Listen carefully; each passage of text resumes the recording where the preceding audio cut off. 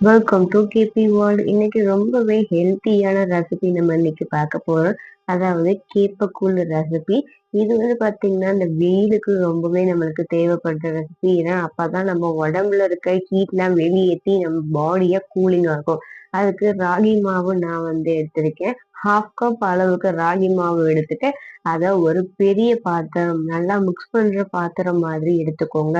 அதுல இந்த ராகி பவுடரை நம்ம போட்டுக்கலாம். போட்டுட்டு இதுல ராகி மாவு நீங்க 1 கப் எடுத்தீங்க அப்படின்னா கண்டிப்பா 2.5 கப் அளவுக்கு தண்ணி சேர்த்து நல்லா மிக்ஸ் பண்ணிக்கோங்க.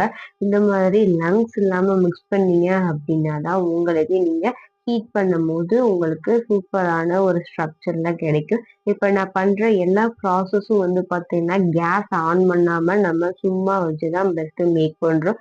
இந்த மாதிரி செய்யும் போது உங்களுக்கு ரொம்பவே ஈஸியா இருக்கும் கூல் செய்யறதுக்கு. இப்ப வந்து பாத்தீங்கன்னா நம்ம லங்ஸ் இல்லாம நல்லா இந்த மாதிரி பீட் பண்ணி எடுத்துக்கணும். கொஞ்சம் கொஞ்சமா வாட்டர் சேர்த்துக்கோங்க. அப்பதான் உங்களுக்கு லங்ஸ் வராது.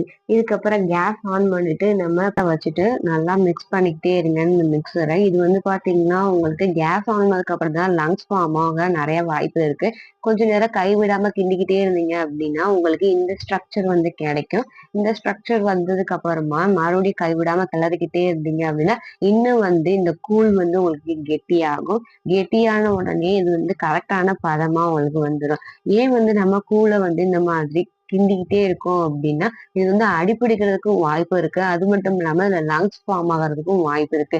இந்த மாதிரி ஸ்ட்ரக்சர் வந்தோடனே இது ஓவர் நைட் ஒரு ரெஸ்ட்ல விட்டுட்டு பாத்தீங்க அப்படின்னா உங்களுக்கு நல்லா இந்த மாதிரி கட்டியா இருக்கும். கையில தொட்டா கூட ஒட்டாது. இதுக்கப்புறம் நம்ம இதை கூழ் ரெடி பண்றதுக்காண்டி இன்னும் கொஞ்சமா இன்கிரீடியன்ஸ் எல்லாம் ஆட் பண்ண போறோம். அதை எப்படி பண்ணலான்னு வாங்க பார்க்கலாம். இதுக்கு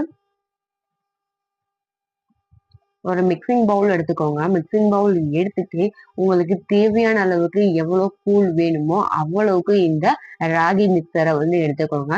நான் வந்து இப்ப கொஞ்சமா